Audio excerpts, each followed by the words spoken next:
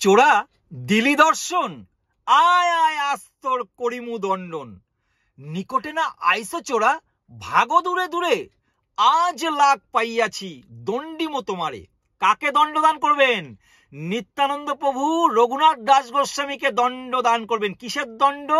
বৈষ্ণব সেবা দিতে হবে, অর্থাৎ দধি চিরা নিত্যানন্দ প্রভু সকল পার্ষদগণকে এবং নিত্যানন্দ প্রভু যত কীর্তনীয়া ছিলেন সকলকে চিরা দধি খাওয়াতে হবে। তো এটি হচ্ছে দণ্ড। তো নিত্যানন্দ প্রভু রঘুনাথ দাস গোস্বামীর প্রতি অত্যন্ত কৃপা করেছিলেন, অত্যন্ত ভাগ্যবান রঘুনাথ দাস গোস্বামী। তো সেই জন্য ভক্ত ভগবানের এদিন মিলন হয়েছিল। তো আগামী 9ই জুন সোমবার দিন পানিহাটি চিরাদধি মহা মহোৎসব পালন করা হবে। আপনারা অবশ্যই পানিহাটিতে আসবেন। 5 দিন ধরে চলে এই অনুষ্ঠান। আপনারা অনুষ্ঠানে যোগদান করবেন।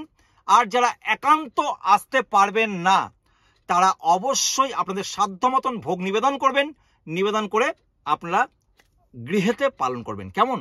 হরে কৃষ্ণ।